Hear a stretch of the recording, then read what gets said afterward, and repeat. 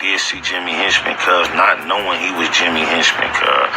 I'm gonna tell you how God is in control of my life, cuz I remember when my relationship with Game was obviously becoming stank, and cuz was irritated by the fact that I had crossed over into the majors without his assistance, and I was affiliated with his group of peers without his involvement. It was obviously something that didn't sit well with him from day one.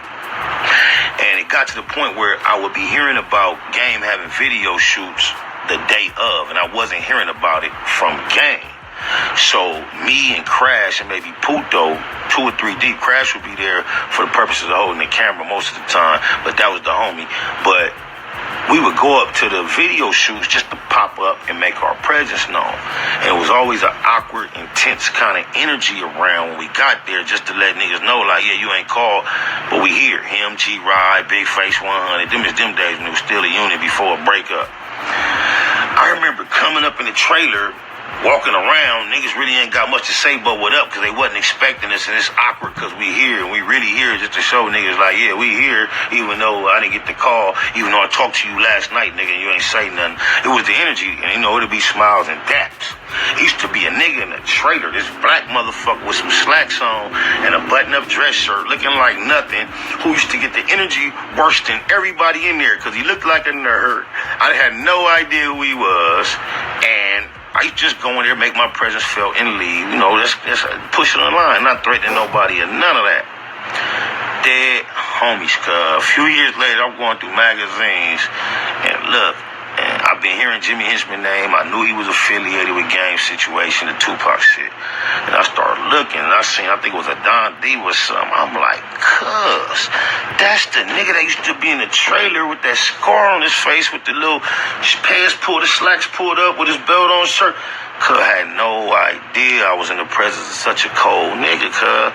But I just love the creator, because I know Henchman knew exactly who I was, because I know on my dead homies, when I used to leave them trailers, he had to be, now that I know who he is, he had to be asking them niggas, who the fuck is this? What the fuck he had to. I didn't know he was no gangster. I thought he was like a businessman that had nothing to do with the actual situation that was coming there to just probably, you know, these niggas, cuz had a major deal, so, all kind of motherfuckers, square motherfuckers be involved when it comes to the business. And Jimmy Henchman was like a square motherfucker. He didn't say nothing. He seen my energy. He ain't never spoke up, asked what happened. He just played the cut like a real heavy motherfucker would. And that's what God mean when he say, through the shadows of death, I fear no evil. The same way, because young Buck, corny ass, always trying to misrepresent what he knows, had me in Detroit, and somebody he knew introduced us to T, Big MEECH, BMF brother. And young Buck trying to give me the impression he already know the nigga. Once we sit with T and smoke and chill in the hotel room and leave, I'm like, damn, that's the leader of BMF. That nigga young Buck like, yeah. Like he already knew him. Even though the truth of the matter was he had just met him right there where I met him. But Buck was always trying to give me the impression that he was heavier in the game than me, especially on that side of the country. So the nigga T, Big MEECH brother, we in there smoking with cuz. I'm thinking all this time, like, I'm under the impression this nigga high up in the BMF shit. So after we separate from that nigga, with conversation with Buck, I remember telling Cuz, like, damn, that's the leader of BMF or something like that. Buck was like, yeah. I'm like, that's MEECH? Buck was like, yeah. So, T is considerably darker than MEECH. Even though they brothers, they do not resemble to where you would get them confused. So imagine for 5-6 months, I'm under the impression that I met Big MEECH a few months ago.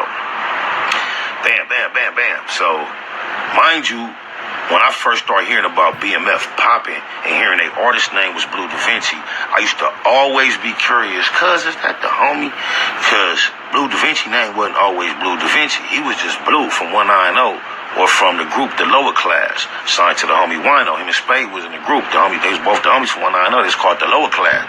So when he broke and left town with MEECH, and I started hearing about this BMF shit, and they got a rapper named Blue Da Vinci, I used to always be curious, like, I wonder if that's the homie. So one day, cuz, I opened up the source and seen Blue chunking up the set in the source. I'm like, cuz, that's the homie.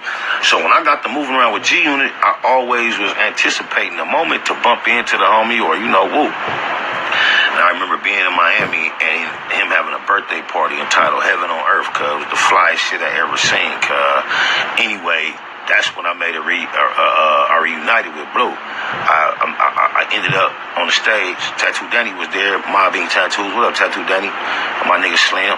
Anyway, I made my way on stage. I'm chilling, cuz. What you know about? I thank you now, Buck. But because Buck had me thinking I met Meech some months ago, I was on the stage with about 60 niggas just happy to be here enjoying the energy. And a nigga called me over talking about, hey, Spider, And he was talking to a nigga named Pop that I knew because he used to be Rocket CEO, the homie Rocket from one line, know. What up, cuz? Who had signed to Jeezy in the long run when he first was working on his first project. I had did a feature for the little homie, and Pop was his CEO. Pop is the nigga who actually handed me the bread. So he an older nigga with bread. He had really linked a lot of my Del Amo niggas with the BMF situation, including I say something for the book, but anyway, that nigga, it was a nigga on the stage, called me over and was like, hey, Spider, tell this nigga how far we go back. Now, me just knowing how long Blue has known these niggas and knowing this nigga had to be referring to the time before Blue left town in the first place, before he blew up, I'm like, oh yeah, I remember it, it's the homie. Because they used to have a house in Gardena. I used to go over there and sell weed like dimes. So I'm like, I didn't put much on it because I didn't know who this nigga was. I just know he must be referring to that house. I confirmed. Yeah, I know cuz from way back. And now I'm on stage partying and kicking it 10, 15 minutes later, look up, just noticing my surrounding. Nigga, that was motherfucking Big Meech trying to prove to another rich street nigga how far me and him go back. Dead homies, cuz, no lies, humbling, my nigga. Shout out to Big Meech Demetrius, cuz, hold it down, cuz. On my mama. This is shit y'all say, trigger thoughts that'll remind me of shit, cuz.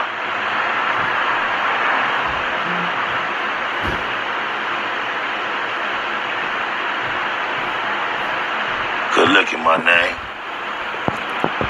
I can't beef with a diva who's beefing with Vita. Bought myself a gun that would eat through the ether. You easy, you cube, you ain't equal to either.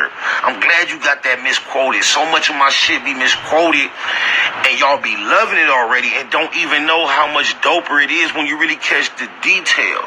Got myself a gun. Popular diss song that'll eat through the ether. Popular this song, you easy, you cube, you ain't equal to either.